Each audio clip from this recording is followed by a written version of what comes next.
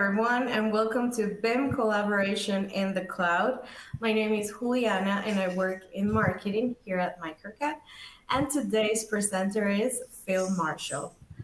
By the end of the webinar, you will leave knowing what benefits you will accrue with BIM Collaboration, what it will look like in your organization, and what steps you need to do in order to get started. Throughout the webinar, you can ask a question at any given point on the left-hand corner. You can ask Phil to revisit a step or ask any BIM Collaborate Pro questions. This is your time and we want you to make the most of it. And in the upper left-hand corner, you will find links to our productivity tools info as well as our Microcad website. Also make sure to check our YouTube channel. We post all of our webinars there at the end, so you can share with colleagues or rewatch it on your own time. And without further ado, we'll pass it on to Phil.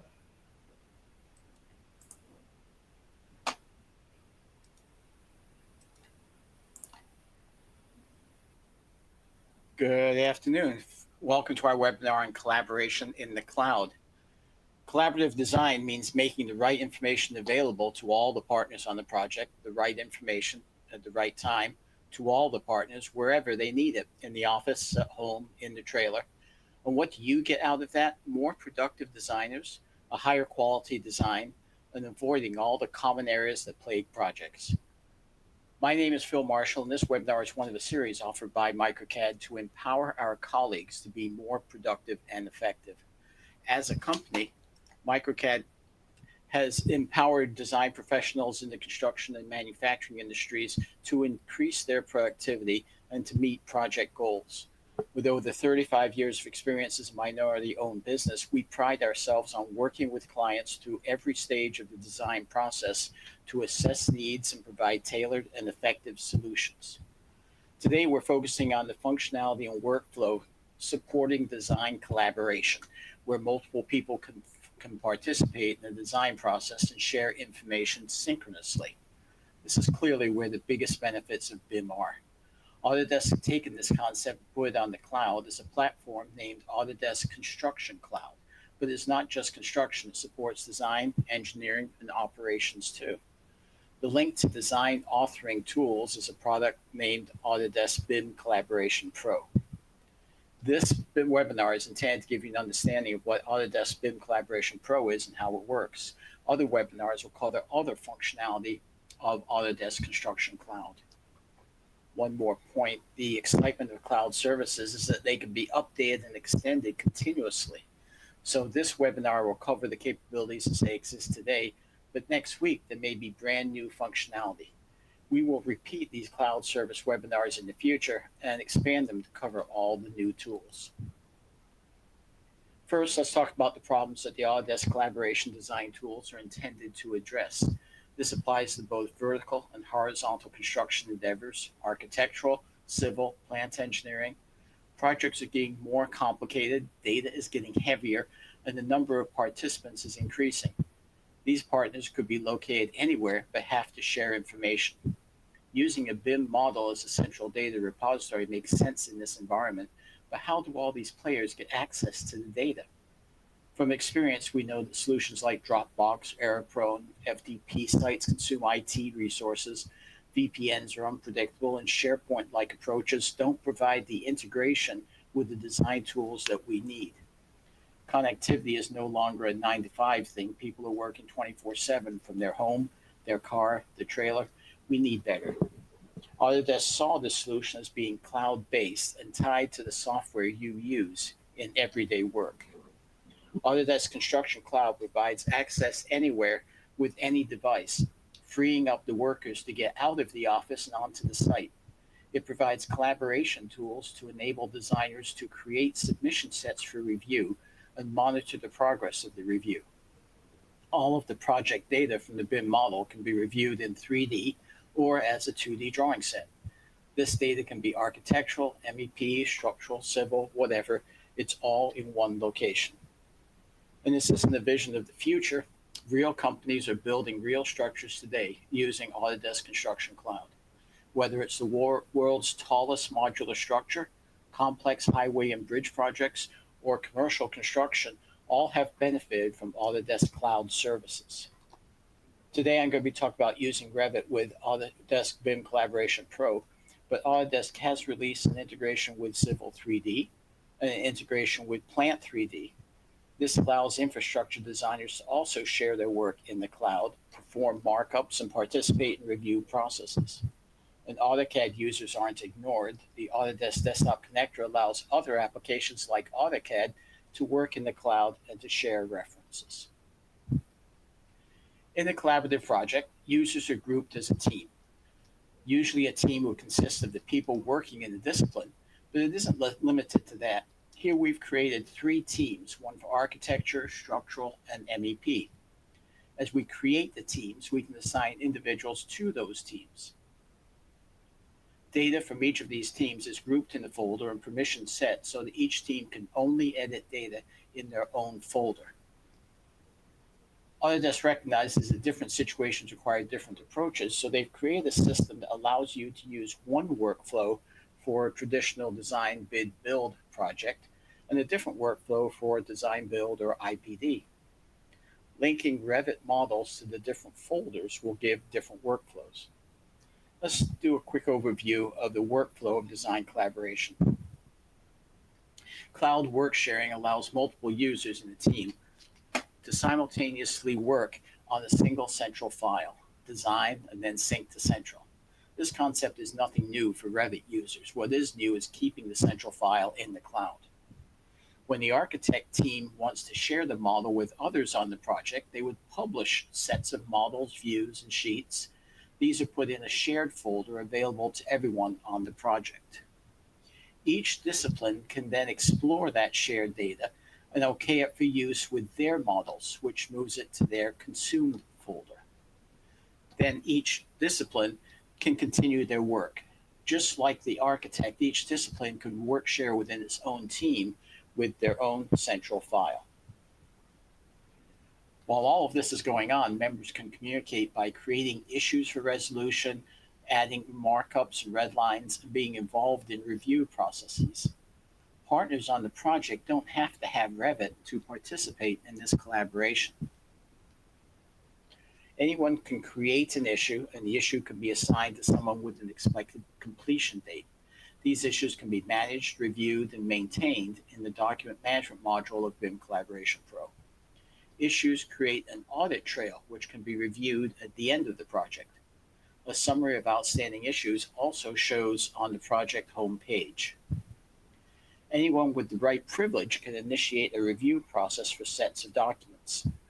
People assigned to the review can mark up the documents, review and approve, or reject, and the whole process is managed so people can see what reviews are in process and which are assigned to them. The review process is configurable, so you define what steps are required for the review. Some reviews may have 2 or fewer reviewers, and other review steps may be multiple people.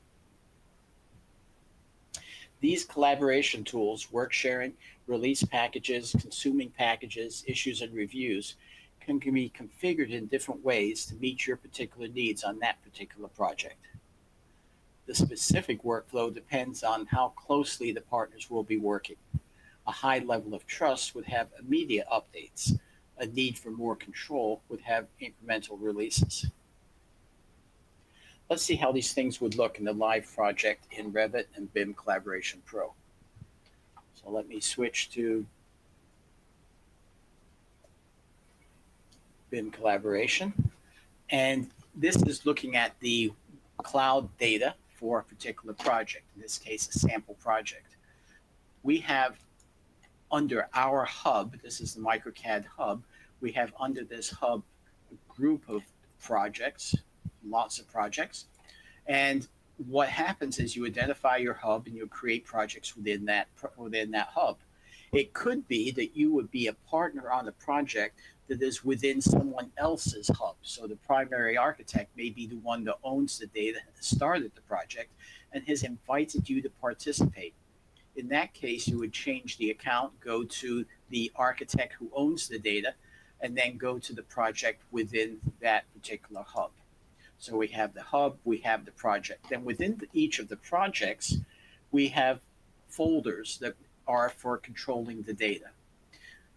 Typically, you'd have a series of folders for work that's going to the field. These would be published documents that are not expected to change, cut sheets, release packages, specifications, things like that that are view only, and they're useful in the field. Then the work in process would be under the project files directory. Under the project files directory, we would have a different folder for each of the disciplines, so each of the teams. So we have an architecture and civil and electrical and fire protection and so on. So each of the disciplines would have their own folder, and each of these folders has the ability to assign permissions. So this folder has access for these people who are access to the architectural project. For the electrical, you would have the electrical designers, electrical engineers. So this is how we make sure that people have access to the data they need and don't have access to the data that they shouldn't have access to. All right, within the architectural folder, we have the files and the Revit models we're working with. That's open one in particular. This is a project that they're working on. And this is, of course, a 3D model. It's created in Revit, but we're looking at it here. And like any 3D model, you can pan, zoom, rotate, orbit.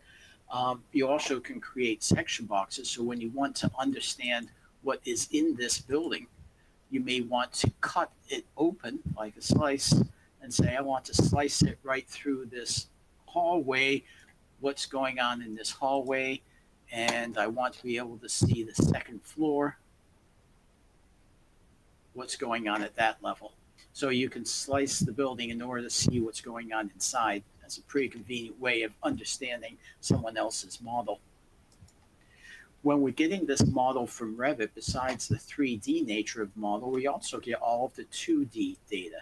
So as well as the 3D, we see 2D drawings, 2D views.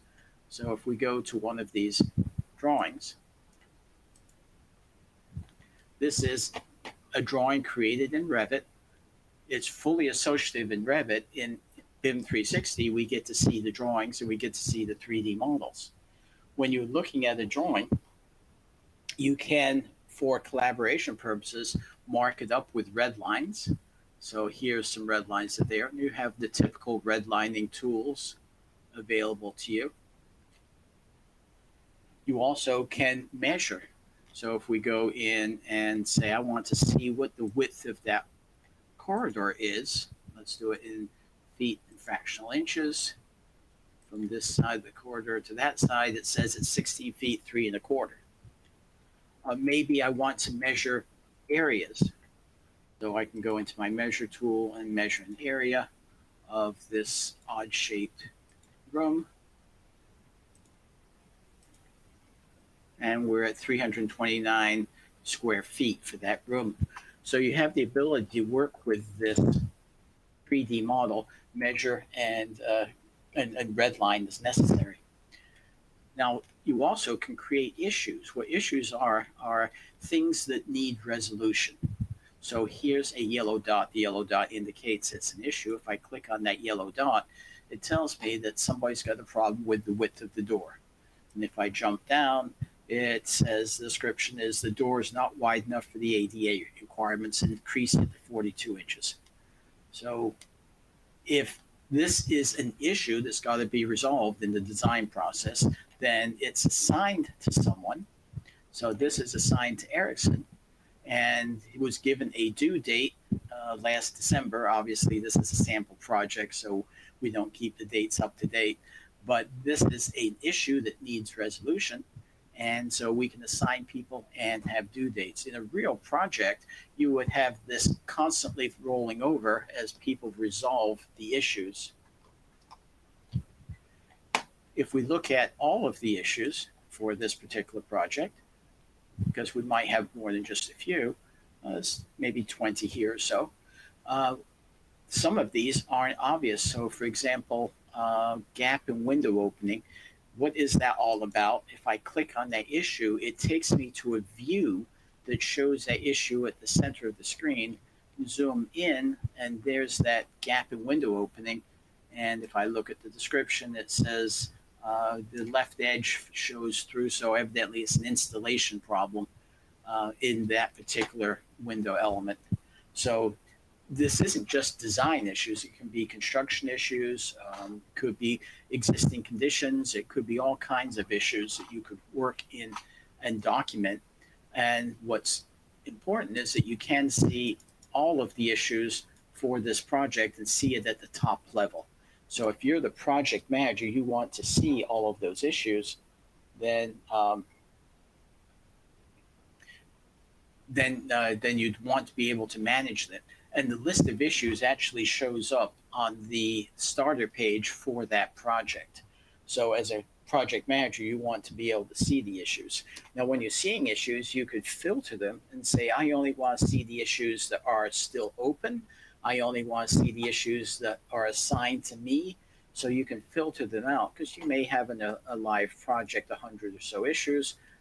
So you do want to be able to filter them so you don't get overwhelmed. So if we go back to look at the issues, here filtering is on, but I'm not filtering for any. So these are the issues that were created for this particular project. One's been addressed, and we've been lazy on the others because it's just a sample project. The other things you can do besides issues is you can create reviews.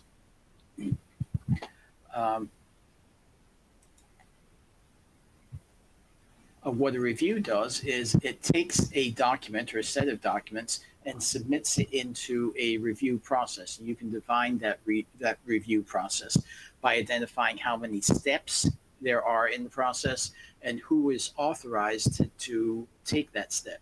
So maybe if there's a review, it has to be by the project manager. Anyone who has the role of project manager can review it and approve or reject. But no one else, no one who does not have that role. So you can work with the reviews and set them up. So it could be a multi-stage review. So maybe it goes to the project manager first, and then it goes to the client, and it's for client review. So you can set up these reviews to include whoever you want in the process.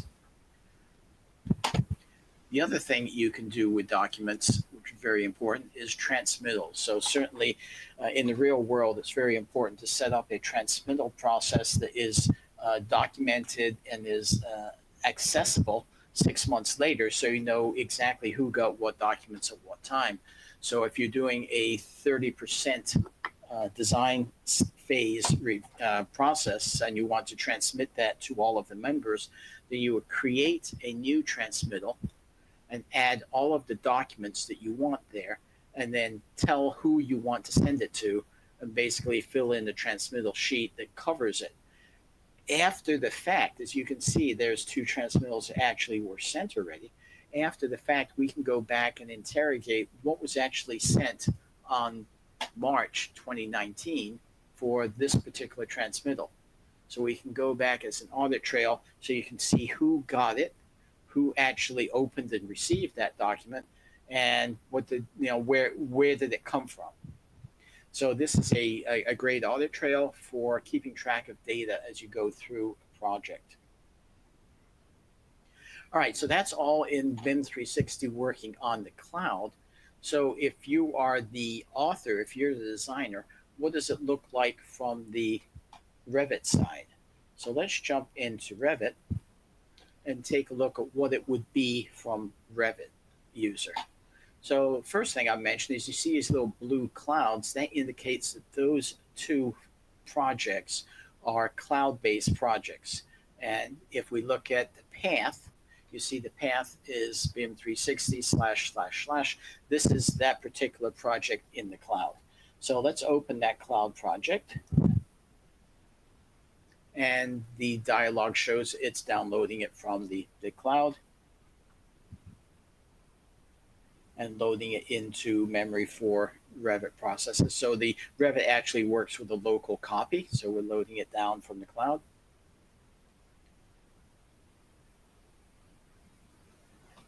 And this happens to be an MEP project. which has a link to an architectural project. So just to show you how that works, if we go to manage links, you see that the path for the link for the architectural model is also in the cloud. This would be typically what you would do. If you have a project with lots of links, all of the links should be in the cloud, and that means that anybody, no matter where they are, can access all those links and not get any missing links. You really want to have all of those links available in the cloud for everything, for everyone. All right, so I said this was a mechanical project with the architectural link. What we can do is take a look at this and don't show the architectural link. So this is the MEP model of all the things that are going on in that particular project. We mentioned issues before, so working in BIM 360, we could see where the issues are and what they were all about. You can do the same thing in Revit. So here I'm going to manage issues, and it shows a panel of the issues for this particular project in the cloud. So this is one way you can collaborate the work that you're doing with the questions and concerns other people have. So for example, someone had a concern about the airflow in the electrical room. So let's click on that particular issue, and it identifies the object that people associate the issue with, in this case, a transformer. And we zoom in on that transformer, and it looks like, if I read the details of the issue, that there wasn't adequate airflow to keep the transformer cool.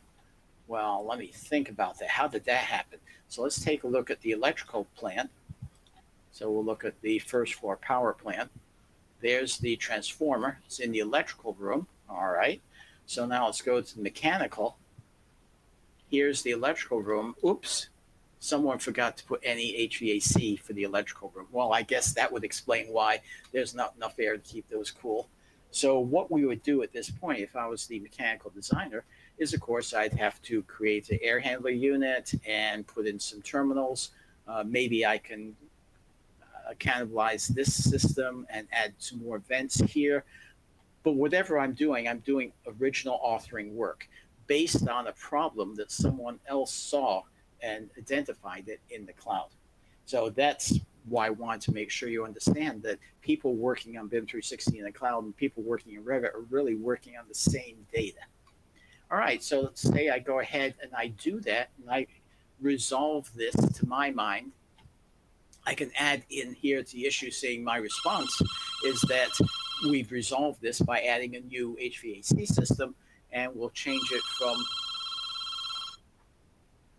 added new HVAC system, and we'll change it from open to addressed or answered. Now, this changes its answer, but of course, on the project manager, they're going to get an indication that this issue has changed. The project manager can take another look at it and say, well, has it really fixed it or not? Or are they just faking it, like I am, because I didn't really create the air terminals. But that way, they're identifying that there's something going on at least. All right, Hey, so Phil, I have a question regarding this part, and Sure. I'm afraid we wait until the end and maybe we forget. So it's from John. It says, are you seeing the sheets directly from Revit, or do you have to create and upload separately? Am I creating the what from Revit? Are you seeing the sheets Sheets. directly Oh. from Revit? Yes, Yeah. absolutely. So the sheets that I see in BIM 360 are the sheets that Revit created. Awesome. And another one is just to clarify, a consultant, contractor, or owner could access the model for review via the cloud without having Revit downloaded on their machine. Furthermore, can you add someone who does not have a license or account for BIM 360? The answer to both of those is yes, but so what the but is about first is you'd have to give them permissions, whether they're an owner or a contractor or some third party, you'd have to add them to the project and give them permissions to view that, which just makes sense. You won't want anybody being able to access your project. The other question with the licenses is that everyone who's using and accessing this data would need a license. Now, whether they provide the license or whether it's provided by the owner of the data depends on the business relationship. So on the client side, you probably wouldn't ask the client to buy a license, but what you would do is buy a license for them and include it in your overhead on that particular project. On the other hand, if you have a subcontractor and the subcontractor is begging for work, then you say, well, you can bid on this project, but you have to bring your own license. So the business relationship is how you get the license. It can be from the people who are making the access, or it can be by whoever owns the data, either way. Okay, thank you. Liam, I hope that answers your question. Okay, you can keep going, Bill. Okay, thank you. And that's good that you interrupt me, because otherwise, like you said, we may not have gotten back to those questions. I'm really glad that people are listening and thinking about how they can use it. So that's great. Yeah, all right. Sure. So here I am. I just resolved the problem. The problem was raised by someone else, and I've addressed it. And the project manager is going to get a message saying this issue's been resolved, and he gets a chance to check on it. So how do I get this data back to the cloud for everyone to see this new system that I just created? So what I can do is in the Collaborate ribbon, I can check on my published settings. And this is where I determine what sheets are published. You asked the question before about where these sheets come from. Well, they weren't magic. These are sheets that were created in Revit. And then when I go to publish this file to the cloud, it automatically gets the default 3D view and all of the sheets. So I don't have to do anything, and any sheets that's created in Revit is going to be visible in BIM 360. So that's what this is all about. Now, you could also have some views created. You may have some special ISO views or some special camera views that you want to make available to other people, and you certainly can do that. But by default, you get all of the sheets and the 3D view. So when I go to publish, I want to publish this model. What I'm going to do is basically say I'm going to grab that model and I'm going to publish it. What publish does is it takes this data and makes it available to everyone. So this is the project we're working on, review school, and you see that there's a little symbol here that says publish latest. On these other projects, you see the latest version is already published. So for those, what I'm looking at in BIM 360 is the most recent. In this one, there had been a change, so now I'd want to publish it and make it available for everyone else. So that's what the publishing is all about. And what this really says is that you're the one doing the authoring of data, so you're in control of what gets shared at what time. So now let's go back to BIM 360.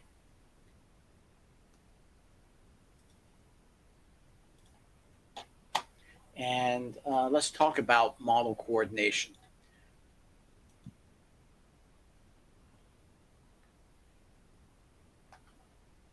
So in BIM 360, we've got these different teams that were set up. So if I was in the mechanical, on the mechanical team, I would have made that change for the HVAC system. I would have published that model. And then in here, we would have been able to see the packages that were created, the published package. Now, I didn't really do that, so you don't see that package, but what you would see would be a circle that's not filled in, meaning it hasn't been reviewed yet. But this would be a package for release that was created. And if I select one of these packages, then I could explore what does this package actually consist of. I think this is a different project. Let's take a look. Nope. So here's the architectural package that was last published. This is a 20% release package. So this way you can check and see what packages there are. And as I showed you a second ago, you can have many different packages being released. Again, as a project manager, what you'd want to do is you want to be able to look at this let's call it the swim lane version, and you'd see that, oh, the pre-stress has released their package here, and MEP has released a package here, released a package here, released a package here. So you'd be able to see the packages that are released from these various disciplines. And this is the heart of design collaboration, being able to share data with all the other people on the project. Now, if you're sharing data with all the people, then you've got all the information you need to do interference checking or the model coordination. So here's a situation where we've got this model and we want to see what clashes are there. And it automatically determines what objects are in this part of the model, in this case, the MEP model, that are going to interfere with this model, which is the architectural model. And it found 109 interferences. So if I take a look at what these actually are, down here, I see a list of 109 interferences. Let's look at that first one. It says that there's an interference between an air handler unit, shown in red, and the ceiling, shown in green. And if I look down a little bit more, I see other air handler units with the same against the same ceiling. So typically that means that what we have is somebody did something at the wrong elevation and we just have to clean that up. In fact, what we could do is, let's go to the first one, is take a look at this particular one and create an issue for this. Remember I said that the issues are available in Revit. So then if I create an issue, I could say on this is a clash issue, and I want to be concerned about that clash. And this is the interferences between this air handler unit and that ceiling. So I could create that. I want to jump to Revit and show you what this interference really is so you get to see it. So if I do a quick section on this, on the air handler unit.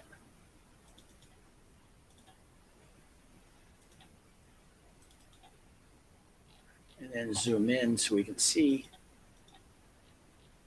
Here we see the air handler unit exactly as it seemed. The elevation of the air handler unit overlaps the elevation of the ceiling. So this is the kind of thing that happens all the time. Now that we have the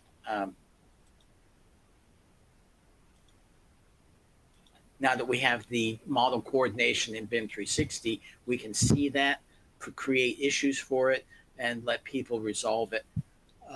And in this case, there was like 6 different air handler units interfering with the same ceiling. So instead of creating 6 clashes, we create 1 clash that is all of those grouped together. So it gets solved all at the same time. We just move the ceiling probably.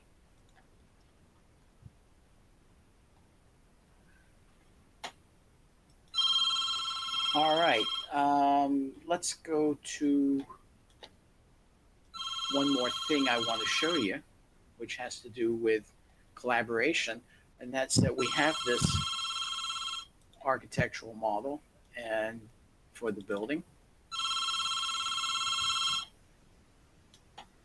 But this isn't a static model, just like all design work. There's constantly changes and constantly things you need to keep track of.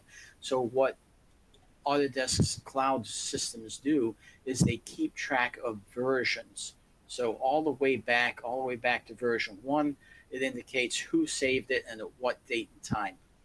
So you have all these versions, and if you needed to, you could revert back to a previous version. Now, one of the things that just begs the question is, well, if I've got all these versions, how do I know what happened and what changed in that version? So there is a compare capability. And what you can do with the compare capability is say, I'm going to look at version 14, compare it to 13. What's the differences? And this is what you would get. Anything that was deleted shows up in red. Anything that was added shows up in green. So somebody added this 2x2 window here. Anything that changed is shown in yellow. Well, if you add a window to the wall, then the wall changes.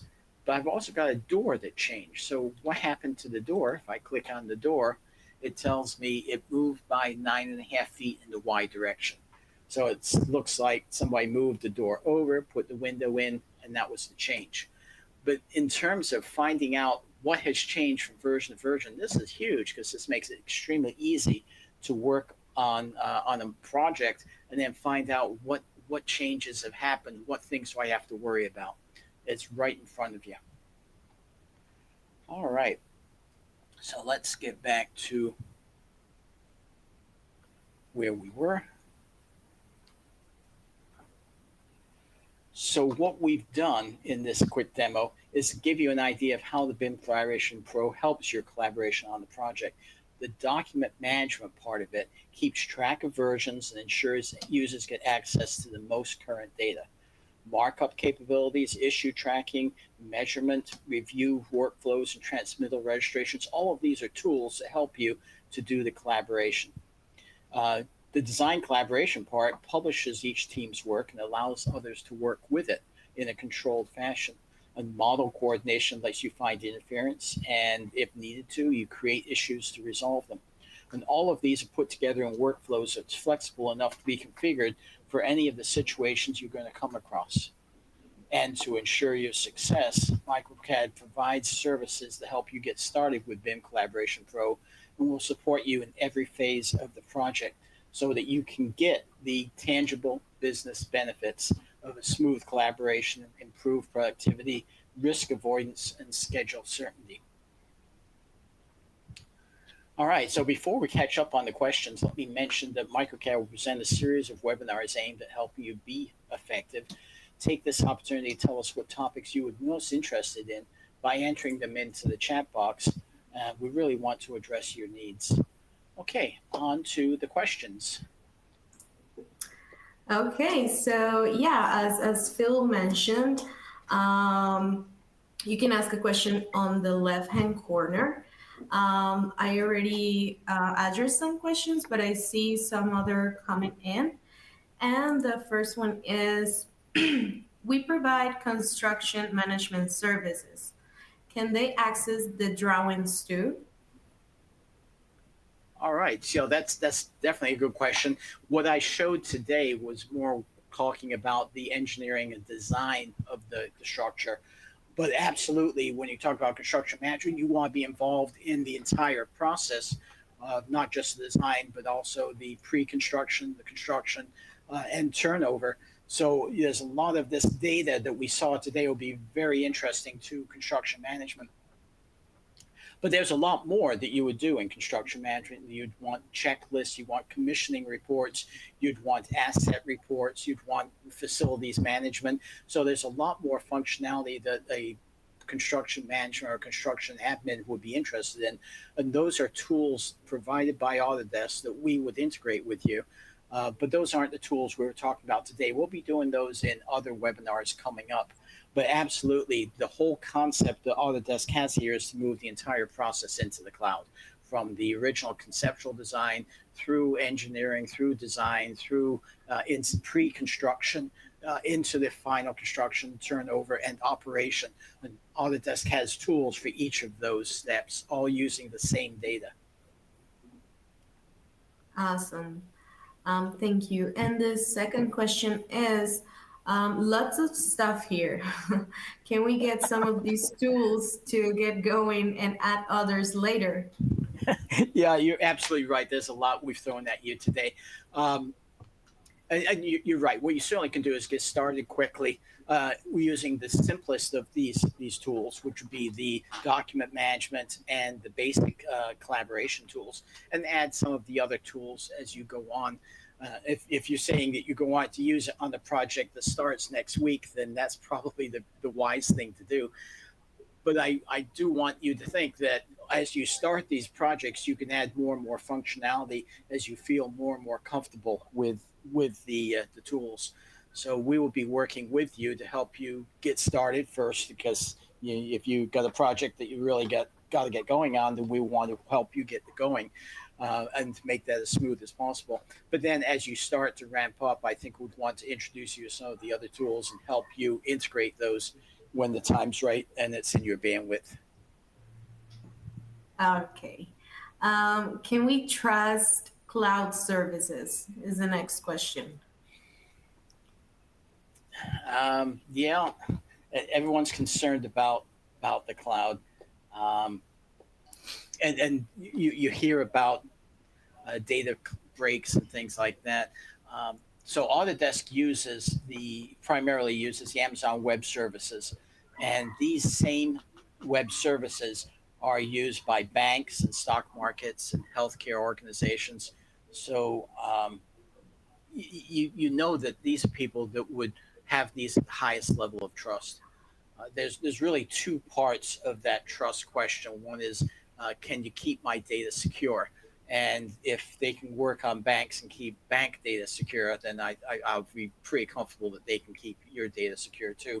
The second is availability, and they have automatic rollovers and automatic backups and automatic make sure that the systems are available as much as they possibly can. With Amazon Web Services, I think they're guaranteeing a 99.99% availability, and that's pretty damn good. When Autodesk, yeah, go ahead. Yeah, go ahead.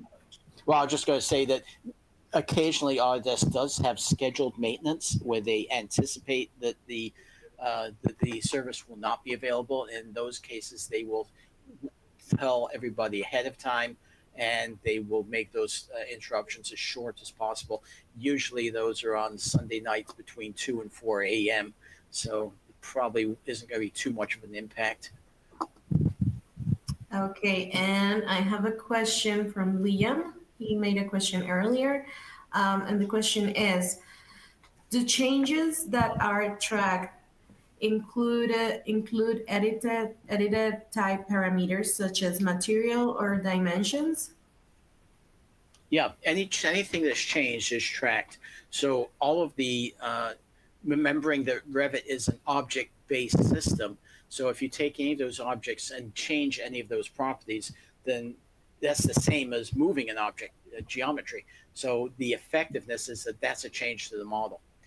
The dimensions are determined by the location of objects in the model. So if I take that air handler unit and move it 6 inches, excuse me, that's a change to the object itself.